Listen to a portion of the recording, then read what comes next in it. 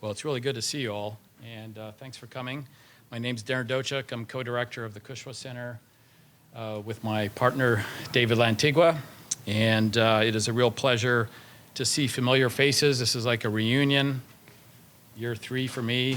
Welcome, Hibernians, and to the Ladies' Ancient Order of Hibernians as well, who are with us today. For more than 40 years, and this has just been such an incredible partnership, the Hibernian support has enabled the Kushwa Center to promote the study of Irish American history and culture in a variety of ways. And the centerpiece of the Kushwa Center's commitment in this area has long been this annual Hibernian lecture.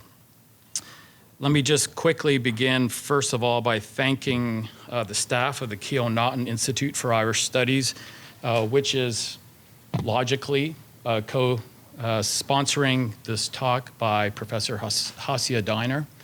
I also want to thank, per usual, they never write it in the notes, but Shane and Madonna, who do all the heavy lifting. So thank you for making this happen. I'm very pleased to introduce Professor Hasia Diner as this year's Hibernian lecturer, especially pleased since this is a year later than expected due to unforeseen circumstances. Also her demands that we make sure there's good weather for her when we're in South Bend, so we came through for her, so we're pleased. And it's truly been special to spend time with you, and we had dinner yesterday with a few folks. I think some grad students had the chance to spend time with her today. Consensus, what a wonderful person and scholar, of course, we know that. And just the opportunity to spend time with someone like this, not a given in this business, so thank you so much. It's a pleasure to have you here. Professor Hasia Diner is Professor Emerita in the Department of History and of Hebrew and Judaic Studies at New York University, where she is the founding director of the Goldstein Gorin Center for American Jewish History. In 2017-18, she served as the interim director of New York University's Glucksman Ireland House. See how this book might have developed out of that institutional relationship. Diner received her PhD at the University of Illinois at Chicago, a specialist in immigration and ethnic history, American Jewish history, and the history of American women. And she is the author or editor of numerous books. I can't list them all for sure, but some that we need to note. We remember with reverence and love American Jews and the myth of silence after the Holocaust, and Roads Taken, the great Jewish migrations to the New World, and the peddlers who forged the way. Her latest book, Opening Doors, The Unlikely Alliance Between the Irish and the Jews in America, was published in 2024. Opening Doors is available for purchase just outside this space, along with 2 other of Hasia's books, and I'm holding up one of these, one of my favorites, which is Hungering for America, Italian, Irish, and Jewish Foodways in the Age of Migration, and Immigration and American History, co-authored with Carl Bontempo. Diner is an elected member of both the Society of American Historians and the American Academy of Jewish Research. She's held Guggenheim and Fulbright Fellowships, a fellowship at Princeton's Shelby Cullom Davis Center, and a Lilly Fellowship at the Mary I. Bunting Institute at Radcliffe College, the precursor to Harvard's Radcliffe Institute. And for our purposes, of course, the most glorious success in her career has been the 2020 Hibernian Research Award from the Kushwa Center. So thank you so much for honoring us with that. So I was going to get into some of her ties to Notre Dame, but perhaps she can mention those later on, Q&A or over dinner. But for now, please join me in welcoming Professor Diner to the podium.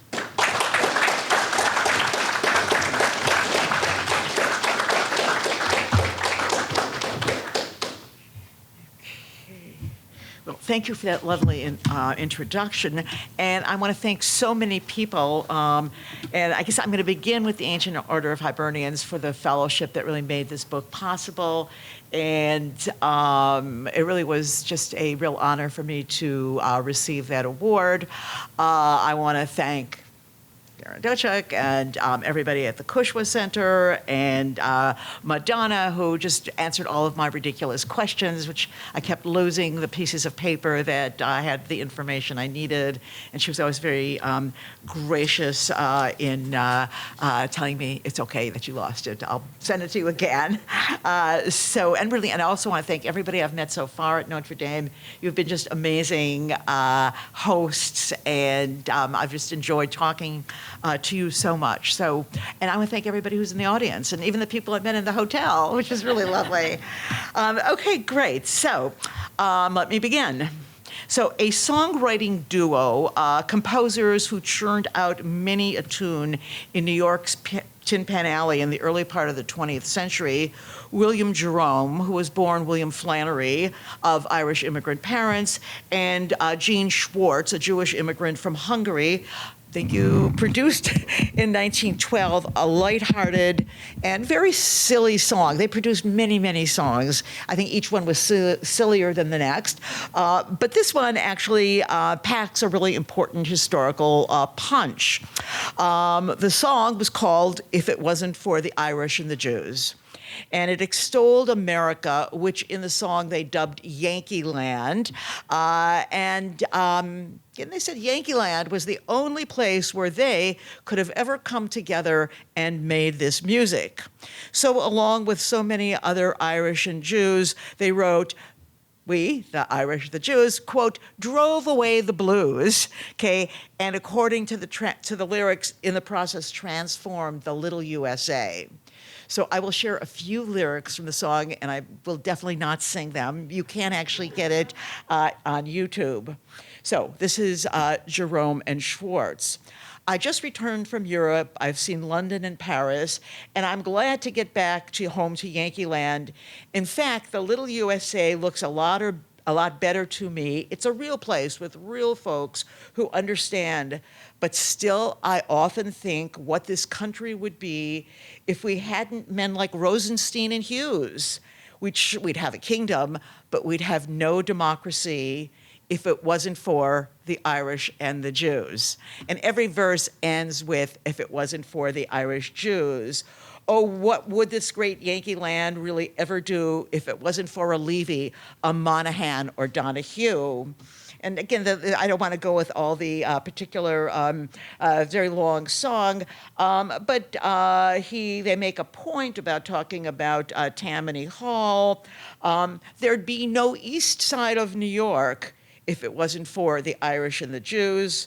What would Tammany ever do? In fact, there'd be no hall at all if it wasn't for the Irish and the Jews. And finally, it ends with, talk about a combination, heed my words and make a note. On St. Patrick's Day, Rosinski pins a shamrock on his coat. There's a sympathetic feeling between the Blooms and McAdoos, and here it is, why Tammany would surely fall. There'd really be no hall at all if it wasn't for the Irish and the Jews. So this song, which was recorded multiple times in the early 20th century, it went on to sheet music, offers us a starting point to think about the alchemy that took place when Irish Catholics, immigrants and their children, and Jewish immigrants worked together in urban America, and in the process remade the nation. The history of the United States has been shaped in part by the arrival of millions of Catholic women and men from Ireland first, followed by a smaller but still substantial contingent of Jews, about 2.5 million, from Eastern Europe, who both groups came as permanent immigrants to the United States. Neither one had developed the pattern of going back. Their numbers and their participation in the labor force, in the labor movement, in public education, popular culture, like where Schwartz and Jerome met each other, changed their adopted land. upon arrival, these largely working class individuals had no choice but to come to terms with the reality that they were going to stay, and that although they were capable of becoming citizens, as religious outsiders, they confronted a deeply Protestant, indeed militantly et so America, which defined them as less than capable of real citizenship. Both came to recognize that, and over the course of the last decades of the 19th century into the early decades of the 20th century, and what I'll be talking about, they came into each other's orbit and attempted to help themselves, help each other, and make America a very different place.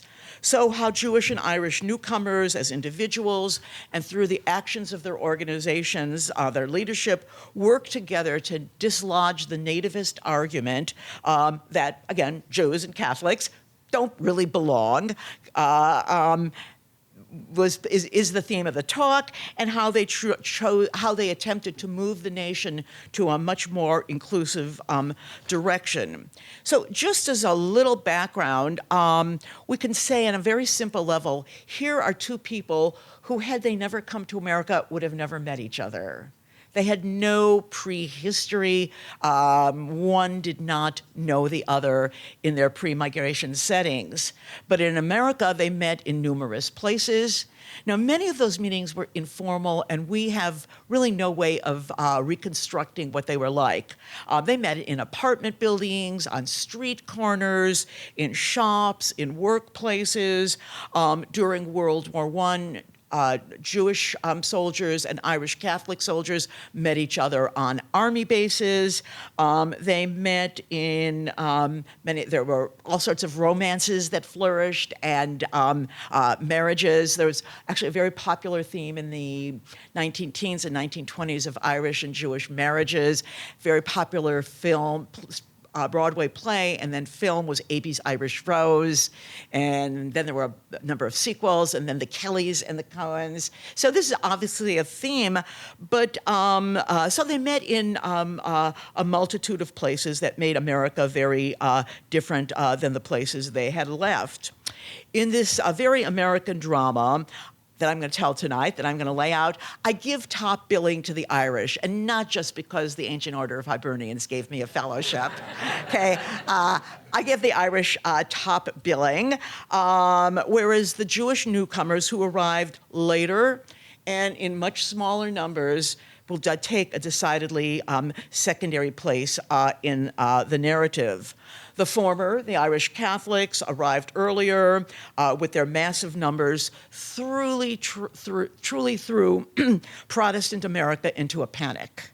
Okay, we know the whole history of nativism from the 1850s on, either because they threw Protestant America into a panic, or besides the fact that they did that, they created and dominated several powerful institutions in American life that were very important for the newly arriving Jews starting in the 1870s and 1880s. So it is the experience of those Irish men and women, and how they, as the title of the book says, open the doors for Jews, will be the subject of my talk. In this work, the Irish functioned as the guides and the teachers, okay, and indeed, in many cases, the defenders of the Jews who immigrated later in decidedly smaller number, and both in terms of actual number and in proportion to the larger white Protestant population. In such diverse fields as public education, politics, labor organizing, the Irish shepherded the Jews through the process of becoming American, demonstrating to them how a minority group can navigate and master the intricacies of American society.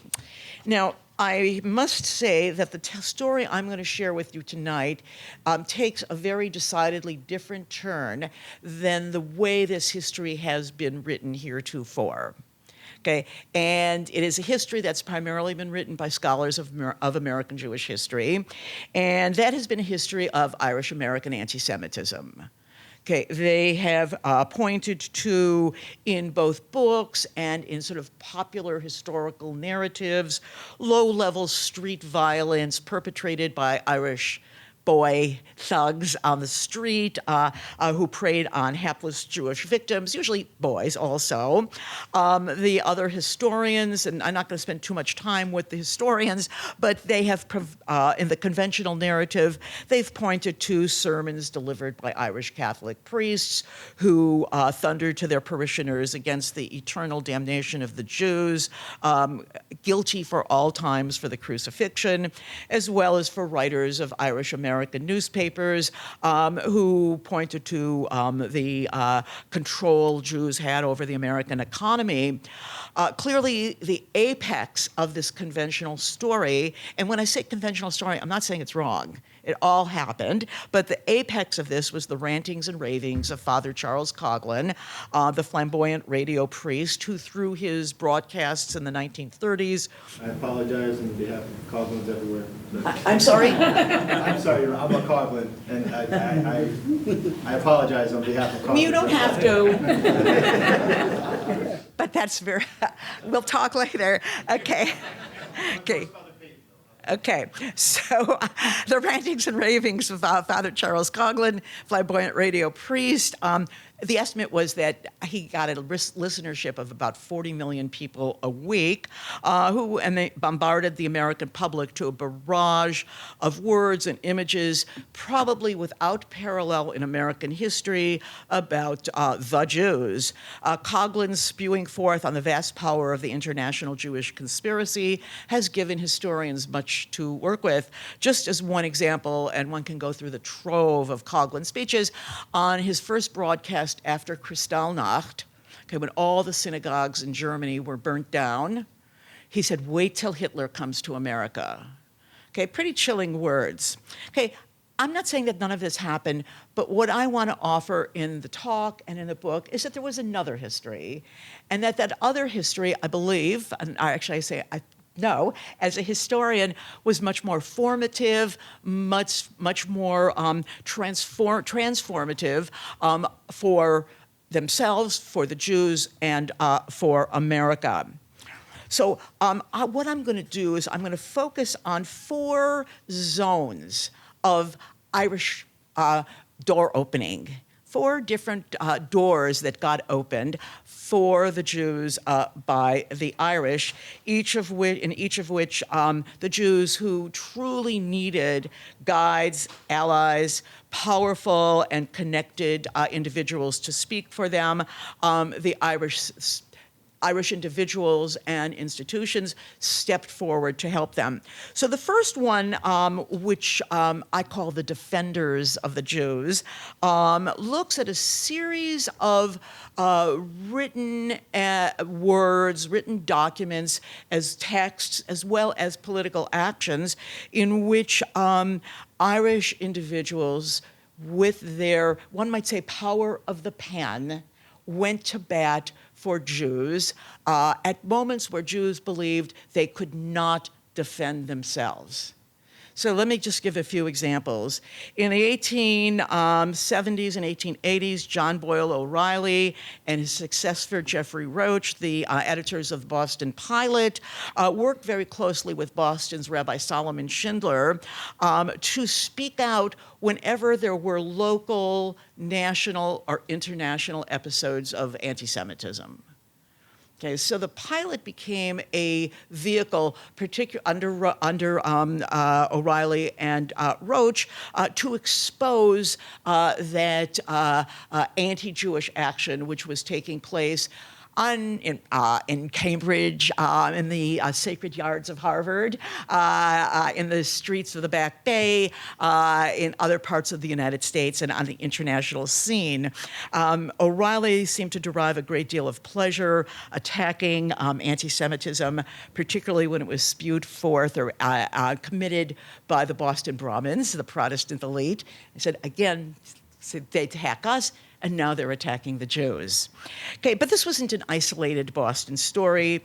And in 1893, the same year that a number of elite Protestants, actually in Boston as well, banded together to form the Immigration Restriction League, a number of notables in the New York Jewish community turned to a man by the name of Charles P. Daly, who was born in County Galway and then sitting as Chief Justice of the New York Court of Common Pleas. He was an amateur historian. He actually wrote an incredible number of books on an incredible number of subjects, but he also was a judge and a Tammany Hall politician and an Irish nationalist. So these Jewish notables, Lewis Cowan in particular, the editor of the American Hebrew, who knew Daly, asked Daly if he would write a book about the history of the Jews of the United States. Okay, indeed, called it The History of the Jews of North America. Daly, who wrote this book called The Settlement of the Jews of North America, by the way, the first book in the field of American Jewish history. So American Jewish historians owe their field to Charles P. Daly. In this book, Daly showed, as no Jew had ever shown, that Jews had been present in North America. They, not just last year, not just the last decade, but they had been there since 1654. So they weren't aliens. They were as America as New York itself. Indeed, they were as Americans as New Amsterdam. Daly then went on and wrote a smaller book about the history of the Jews of New York, and in it he reiterated the same theme. They've been here for a very long time. They have always served the common good, and they always take care of their own poor.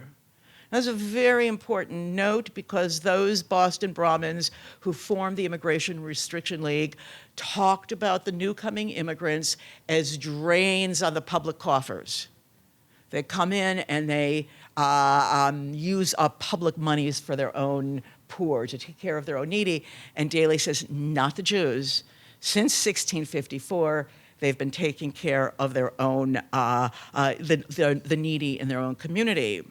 The Jewish reliance upon Irish individuals to act in their behalf extended into the early 20th century. In the within a day of the aftermath of the murderous pogrom which took place in Kishinev in Moldavia in April 1903, the Irish nationalist and globe-trotting journalist Michael Davitt went to Kishinev to investigate what had happened to the Jews in these few days around Easter of 1903, what happened to them, why, and how. Davitt sent back a stream of articles to the Hearst newspapers which were employing him. And when he returned to the United States after having his articles published in the American and British press, he was met by leaders of the Jewish Publication Society of America, and they asked Davitt, would you take all of your articles and bundle them into a single book? Okay, and so we have a book called Within the Pale, and it may be the first time that the word the pale was used, which was a word of Irish derivation, or it was about British derivation dealing with the Irish. It's the first time it's used in the English language to describe that area of the Russian Empire in which Jews were sequestered. So the Jewish Publication Society worked with Davitt to transform his articles into a book. They distributed free copies of the book to every member of Congress, to members of the Supreme Court, to governors, and the point of the book was life was untenable for the Jews of the Russian Empire, and the only solution was continued and free immigration to the United States. That is what's going to solve the problem. That is going to solve that problem. So by enlisting Daly and then Davitt to do their work, these Jewish communal notables were essentially saying, if we use these same words, if we made these same words, it would just look like we were special pleading for ourselves. But to have these in the mouths of, or the pens of, as it were, Charles P. Daly and Michael Davitt, it was somebody else who was making that case. Now, this goes on into the 1920s, and in 1924, a really unusual book was published. The author was Jewish, a man by the name of George Cohen, but it was a project of the Knights of Columbus. Okay, and the book was called Jews in the Making of America.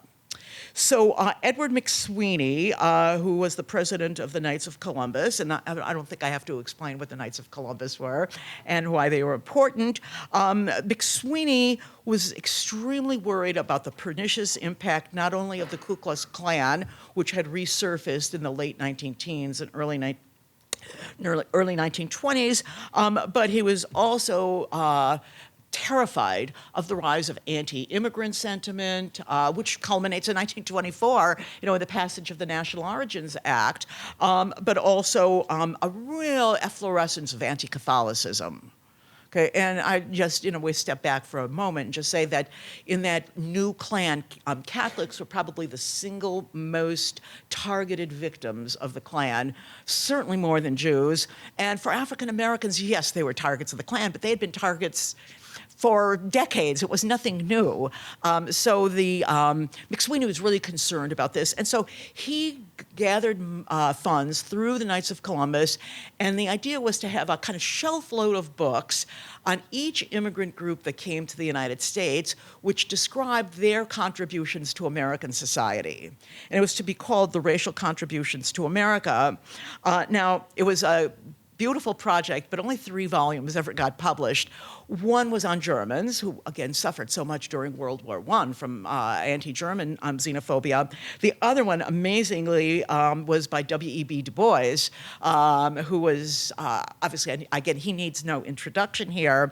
But the third book was by George Cohen, The Jews in the Making of America, and it reiterated essentially what Charles P. Daly had said in the 1890s, that, quote, the Jew has made himself part and parcel of American life. Now, there are certainly many other examples, but I just want to offer 2 more from the political realm. But again, these are all emblematic of so much of this defense of the Jews. So as you probably know, in 1936, the Olympics were to be held in Berlin, and indeed they were held in Berlin. And there was a great deal of concern among particularly Jewish athletes, Olympians, that they were not going to be able to compete, or that they would be treated badly in Hitler's Germany. These were indeed known popularly as the Hitler Olympics. And a number of Jewish athletes, they want somebody to spearhead a movement to have the United States boycott the Olympics. They don't turn to another Jew. They turn to Jeremiah Mahoney, a judge in New York, again, a Tammany Hall politician, and he definitely wanted to run for mayor against LaGuardia in the upcoming election. Mahoney was the president of the Amateur Athletic Union. He himself had been an athlete as a young man, and Mahoney, out of his own pockets, financed research undertaken in Germany to determine what was going to be the status of the Jews if they were to come to the Olympics. He was the one who came to the American Olympic Commission and pleaded for a boycott. He's the only one. When he was,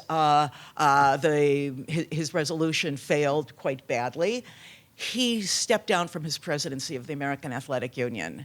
So there again, Jews do not feel comfortable pleading for themselves in these decades where they were so under siege in Europe and in America, and were so, in a sense, relatively new to the American, on the American scene.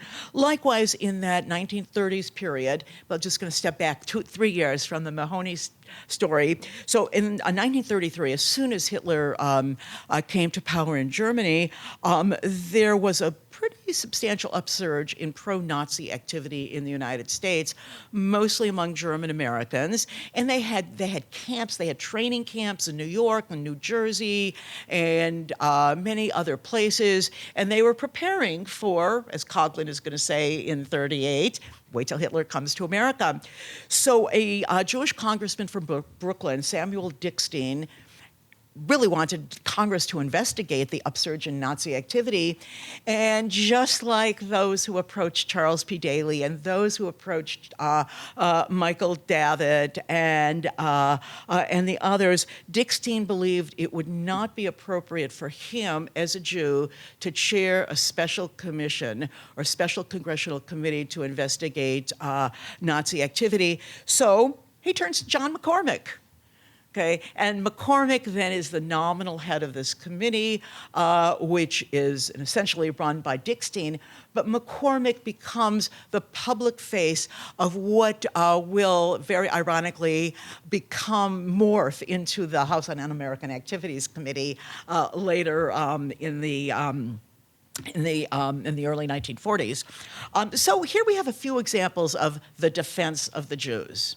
Okay, now this is again set against Coughlin. That was real, but so were these. The second door that got opened, I, in my notes, call it the Tales of Tammany. Okay, but it doesn't just have to be Tammany. It can be Tammany's equivalent in Chicago, in Boston, in Worcester, in Albany, in Providence, in all of the cities where Jews settled. And in fact, in that lighthearted song, which I began this talk with, said if it wasn't for the Irish and the Jews, there'd be no hall at all. So Jews coming to America in the latter part of the 19th century, settling in the large cities, again, New York in particular, but also all those other places that I just rattled off, they entered into a world where Irish men dominated the world of local politics, from the hallways of tenement buildings to the street corners, to the clubhouses, to the districts, and all the way up. The history of Irish prowess in working the machinery of Irish politics has been told elsewhere, and it's an amazing story, and I'm not going to go, it's not for me to tell here, but to suffice it to say that they redefined American urban politics, making it their own and paving the way for all subsequent white male immigrants, and not just for Jews, but for Jews in particular. And here I'm going to give what I think was one of the best quotes of all from this whole project. In the 30s, Mayor Curley, James Michael Curley in Boston, was asked how come he did so much for the Jews. And somebody said, what about the Italians? He said, I'm not interested in the Italians. Why? He said, they don't vote. They don't vote. Okay, so for Jews, what Curley had to say represented a watershed moment in their history. For the most part, they arrived in America with little or no exposure to the rough and tumble of coalition politics. They had never been partners in the dance of being wooed and courted and given stuff, appealed to by non-Jewish men, in this case it's going to be Irish men, who had power and influence, who, for the simple or maybe not simple purpose of getting their vote, they were reached out to as friends and allies.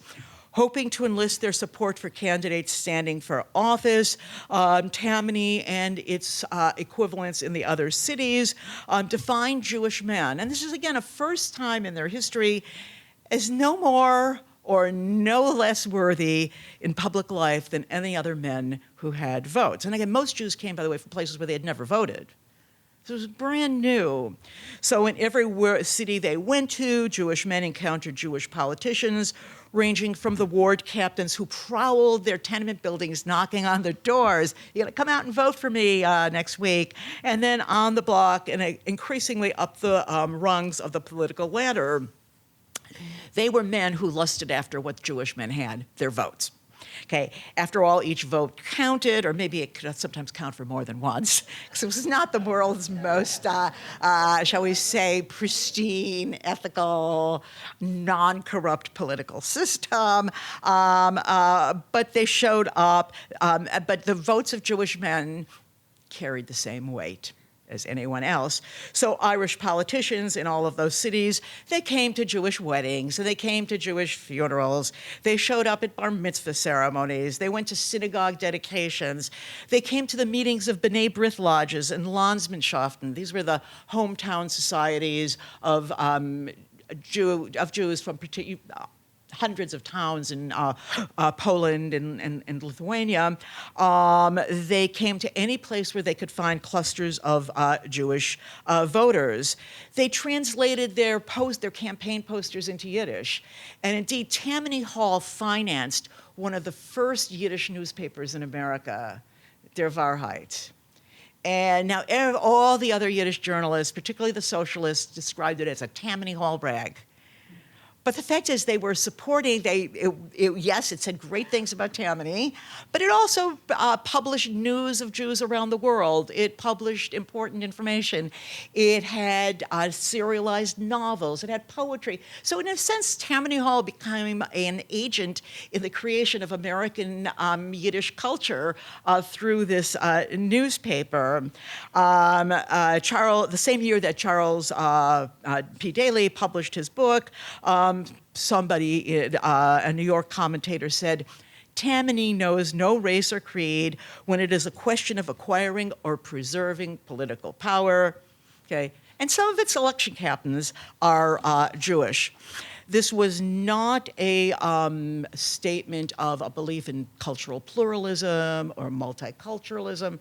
It wasn't, we love you, because that's not the issue. It was, we need you. Okay? And we have stuff to give. So I saw at the most basic level what they had to give by going through the papers of a Tammany politician in New York named Johnny Ahern, who had a number of offices. He became the Manhattan Borough president.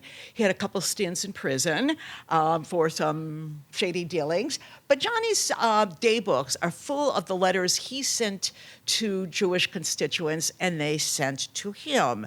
So yes, he got them contracts for projects that the city was going to be launching before the word was out that these options. He paid off their fines when they kept their businesses open on Sunday against New York's blue laws, which said you couldn't have your business open on Sunday, which for Jews was a handicap because many of them would not have their businesses open on Saturday. So they lost a day of selling. Johnny helped Jewish constituents get jobs. Johnny wrote to the head of the Department of Corrections, the Prison Bureau, and said, my constituent, Mrs. Abramowitz, has a son in prison, and she would like him to get a special pass to come home for the Jewish holidays. Okay. Johnny wrote to the Parks Commissioner, and he said, my Hebrew constituents would like a booth in Central Park during their festival, so this would have been Passover, when they can't eat any other food, where they could sell their own special food. Okay, and when Johnny received a letter from the Kosher Poultry Butchers Association saying that they were in a dispute with one of the markets about some technicalities of their having a stand in the market, said, who could you recommend to help us? Johnny said, don't worry, I'll go and I'll represent you. So here you can imagine Johnny Ahern, who probably did not care about kosher chicken, and coming to speak for the kosher slaughterers, the kosher chicken slaughterers, to the people who ran the various, the Essex Market and the Jefferson Market, and the like. It's also, and I'm just going to throw in one story because they're all so rich. At various times in the late 19th and early 20th century, some of the Boston, again, white Protestant, New England, sort of elites, some of whom were very concerned with issues of animal rights, wanted to ban kosher slaughtering. And this is an issue, by the way, it's roiling parts of Europe right now. Okay, now they claimed it was in the name of ethical treatment of animals.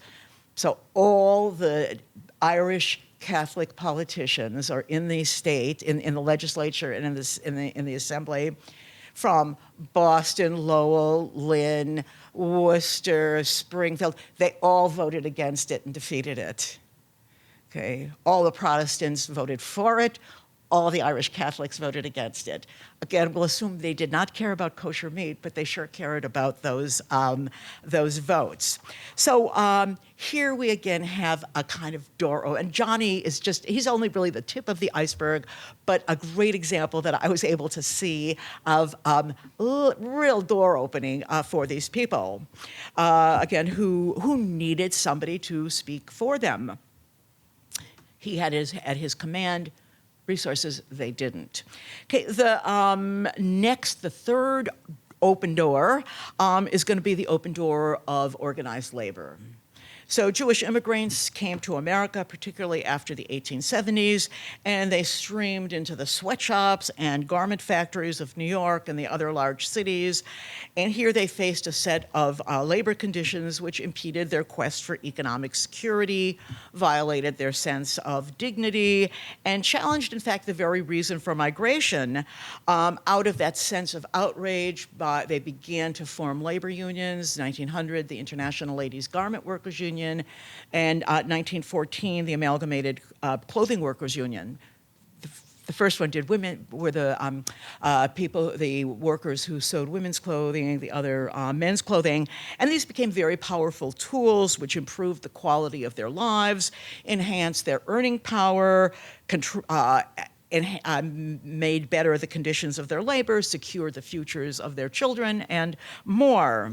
Okay, and the annals of American Jewish history redound with names like David Dubinsky and Rose Schneiderman, Bessie Abramowitz, Sidney Hillman, Fania Cohn, Pauline Newman, all heroes in American Jewish history, at least for those of us, well, as sort of labor activists who really made a difference. But yet, every one of them came to America with no knowledge or no tradition of labor organizing. They did not know how to do this. In most cases, they didn't even know what a labor union was. The Bund, which was the General Federation of Jewish Workers of Poland, Lithuania, and Russia, had been founded in 1897. It was illegal. Hardly anybody belonged to it. It was against the policy of the Tsarist regime to have union meetings, put up posters, publish pamphlets, and other kinds of tracts that would get people to join the Bund. So the Bund, while it's very much celebrated, was very heroic and had no members. Okay, very few, in fact. But the Jews entered America, okay, again, and what they saw is that there were in their factories and in their communities people who did know how to organize.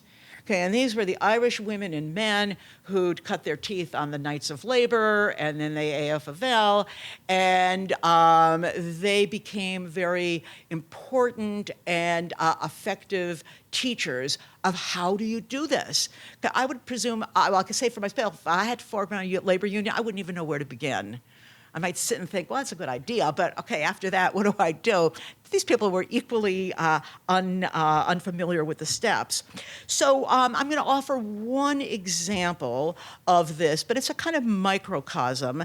Actually, I'm going to offer two. So the one is Sidney Hillman, who in 1914 formed the Amalgamated Clothing Workers Union, and he became a very important figure in the founding of the CIO in the 1930s. And it is said that during the New Deal, whenever Roosevelt had a labor question, he would say, clear it with Sidney. So really, now he was an immigrant from Lithuania, and he entered the Hart, Schaffner and Marx factory doing men's clothing in Chicago, did not like there was a union, he thought it was very ineffective, and he wanted to form another union. So he was faced again with the question. I said, how do you do it? So who does he go to but John Fitzpatrick, okay, the head of the Chicago Federation of Labor, who Hillman said gave me some very good advice, but the best piece of advice he gave me was go and have an appointment with a woman named Agnes Nestor, who had founded the Glove Makers Union. She was the daughter of Irish immigrants, and her parents had both been in the Knights of Labor, and said, Agnes Nestor will tell you everything you need to know. And Agnes Nestor, in her memoir, says, it's amazing, I taught Sidney Hillman how to form a union and engage in collective bargaining. So here's the story of one very powerful Jewish labor leader who, again, used the knowledge gained from those two, but actually other Irish labor leader mentors, guides, to not only achieve for himself, that was in some ways less important, but to achieve what the Amalgamated achieved. And there was a time, if you were walking through New York, you saw the amalgamated housing projects and the amalgamated health centers, and the amalgamated had camps for kids. The amalgamated became a really powerful instrument in primarily, because most of the members, although not all were Jewish, and this was all thanks to Fitzpatrick and Nestor. On the other side of the equation, Jewish women, I mentioned Rose Schneiderman before, but Pauline Newman, Fania Cohn, and others faced not only the battle of not knowing how to form a union and intransigent bosses, okay, and difficult working conditions, but they faced the hostility of Jewish male labor leaders who said women don't count. Okay, we don't need to organize women because they're just going to work for a couple years and they're just working for pin money and then they're going to go and get married. So it's not worth investing in them. Schneiderman and her cohort understood this was not true, that was not the issue. And who do they turn to but Irish-born Leonora O'Reilly? Okay, probably the most important woman in the, certainly in the women's part of the American labor movement, and she may have been more important than many of the men. And she tutored, mentored every one of those women. Rose Schneiderman got up in 1911 and gave this very fiery, impassioned speech in English after the Triangle Shirtwaist Fire. It was Schneiderman who coached her on how to give that speech. Schneiderman said, I can't get up and give this speech in English. And O'Reilly said, yes, you can. Okay, and we see this repeated over and over again. And indeed, a woman by the name of Mary Kenny O'Sullivan, also very important labor leader, had a very powerful role in not only working with Jewish women organizers, but with Jewish men. And the Supreme Court Justice Louis Brandeis, who's the first Jew to come to the Supreme Court, and he was known as Mr. Labor. He was the greatest advocate for labor on the court. Brandeis said, I learned about labor unions from Mary Kenny O'Sullivan. I went to a talk she gave, and it was the first time I ever thought about labor unions as part of the problem of American capitalism. So here we have a kind of conjoining of Jewish male workers, Jewish female workers, Irish male activists, female, and together they made a tremendous dent on America's commitment to laissez-faire and its hostility to labor unions. And one might say, without, certainly I'm not going to comment on the present, but it was a legacy of their efforts that we got all the New Deal legislation, the creation of the National Labor Relations Board, and beyond. Okay, so the last zone or the last door to be opened, the last door, and again, the subtitle of the talk was how the Irish taught the Jews. So the last teaching door was literally teaching, and it was a set of lessons which took place in American schools. So when Jewish immigrants disembarked at Castle Garden before the opening of Ellis Island, then Ellis Island, and the other points of ports of disembarkation, their children went, unless the children were older, their young children went immediately into American public school classrooms. And certainly the American-born children of the Jewish immigrants went to public schools. And it's a point, to be emphasized because they did not build an alternative school system. It was not in their vision of what to do with their communal resources. Now, many of the small number of traditionalists thought that was terrible, but for the most part, nobody listened, and they were the partakers of American public schools. And in those American classrooms, more likely than not, and again, this is New York, and this is Boston, and this is Chicago, and Providence, and Worcester, and so many other places, these hundreds of thousands, indeed millions of Jewish children, whether born of immigrant, either born in Eastern Europe or of immigrant parents, met Irish American women. Okay, and these were the backbone of the American teaching force in the public schools in the cities. And here we can truly see an example of Irish teachers leading and opening doors for Jews. These schools obviously provided the most crucial settings in which Irish Americans taught Jews to be American.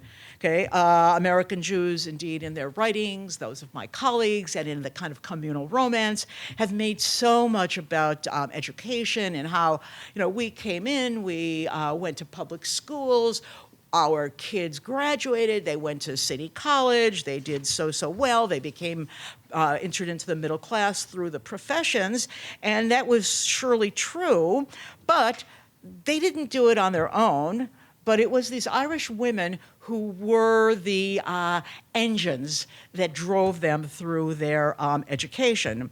So just suffice it to say, and there are lots of statistics, and I'm surely not going to bore you with them, but by the 1880s, Irish women became almost a majority, and then by the 1920s, the majority of the school teachers in those cities. In places like Providence, they were 90% of the school teachers, and Worcester. And obviously for the Irish women, these were almost all the daughters of immigrants. Okay, their mothers had probably been domestic servants and the fathers semi-skilled workers. Teaching was obviously a very honorable profession. It was steady employment. It was clean work, reasonable pay at a time when women had very few opportunities available to them. And most school teaching jobs in those cities were actually handed out by the political machine. Okay, if you wanted to be a school teacher in New York, you got your job through Tammany. Okay, and so a loyal voter could go to Charlie Murphy or Big Tim Sullivan and say, I have a daughter and she's graduating from, I think at some point it was 8th grade and then it became high school. She really would be a great teacher. I said, okay, you're going to come out and work for the machine at the next, you're going to come out and work for the organization at the next election? Yeah, I said, okay, I got your job. Your daughter has a job. Okay, so this was the landscape for the Irish American women as teachers, and they literally stood on the front line exposing newly arrived Jewish immigrant children to, again, literally what it meant to be an American. How did an American speak? These are children whose parents do not speak English. Okay, grammar, diction, pronunciation, how did an American dress? Okay, and we have photographs of these women and dressed beautifully with these shirtwaist dresses, usually a white top and then a nice neatly ironed skirt, again, showing the dignity of their labor. They were the models of how a middle-class American comports herself, and by extension himself, to the Jewish immigrant children fresh from Lithuania or Ukraine or Belarus or Galicia or anywhere in Eastern Europe. And from whatever spotty evidence we have, their awestruck parents thought these women were wonderful. Okay, and they were so pleased to have them there to help their children. The memoirs we have, mostly written by Jewish men, but some by women, talk about how the memoir writer, began as a pretty desultory student, and he said, Miss O'Connor, Miss O'Day, Miss O'Brien, Miss Sullivan, she told me I could do it. Okay, and in one case, Theodore White, who was a great journalist who was famous for having written The Making of the President in 1960, he said he came home and there was his teacher in his mother's kitchen, and he said, drinking tea, black tea from a glass, and I'm going to come back to tea in a second, and she's telling Theodore White's mother, he has to go to the Latin school. He's good enough.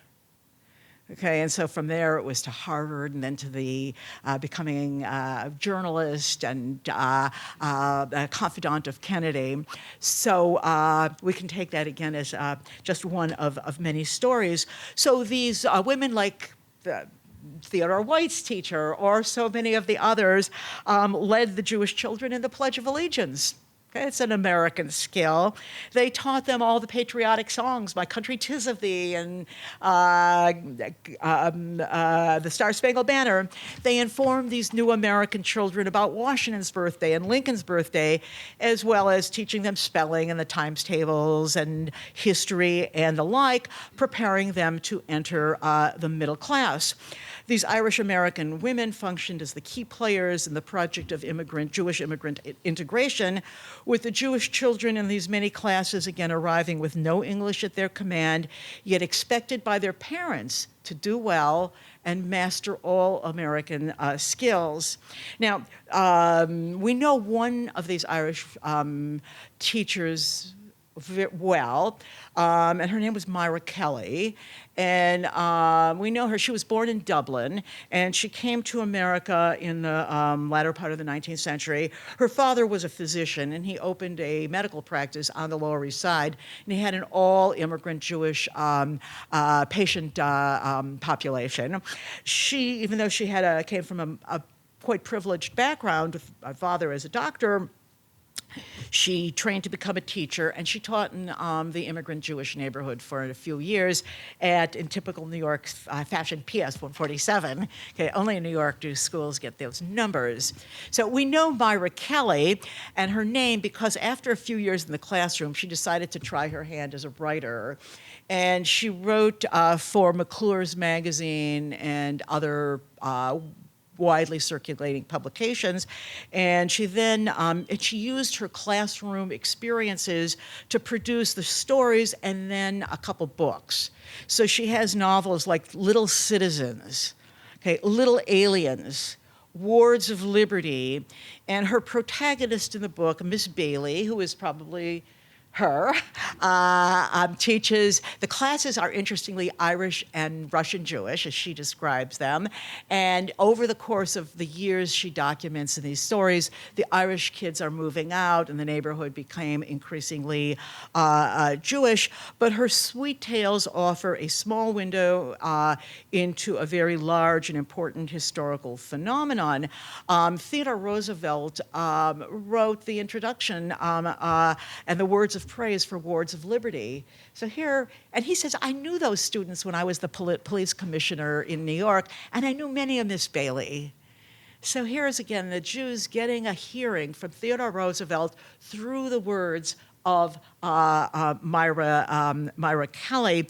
I should say that the kind of the big book, I mean, it's not necessarily a great piece of historical writing, but the big book in American Jewish history was Irving Howe's The World of Our Fathers from 1976. It was sort of a doorstopper of like 900 pages.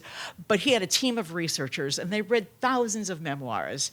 And so in the book, when he talks a little bit about the public school, these Irish women as public school teachers, he raises the question. He said, there must have been a bigot or two among them. He said, but you don't see it in the memoir literature at all. Okay, so we may do with that as we will.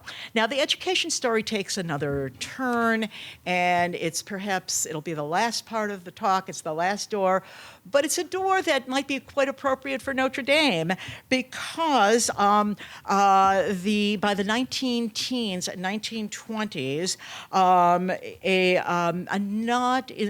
first a trickle and then a kind of flood of Jewish young people, boys and young men, young women, eager to get professional education, attended Catholic professional schools. Okay, they at schools like Fordham, Creighton in Omaha, St. John's, Providence College, Loyola of Chicago, DePaul in Chicago, and others. And obviously I could not study them all, so I had to take the ones I saw as emblematic of most of the others. At those schools, particularly in law schools, pharmacy schools, medical schools, dentistry, business schools, in these Irish Catholic institutions became safe spaces for Jewish aspirants to professional training. Clearly, these were elevators into the middle class for the children of garment workers or petty businessmen. Now, Jews begin to enter these Catholic universities, by the way, all of which have Irish founders, Irish staff, Irish trustees, administration, so we can, even though they're not called Irish, we can take that that's what they were. The Jewish students begin to enter basically when the white Protestant elite institutions began to close doors on Jewish students. Okay, when those schools, Harvard, Yale, Columbia, Princeton, Northwestern, Johns Hopkins, Brown, began to either outright not admit Jewish students or initiated quotas.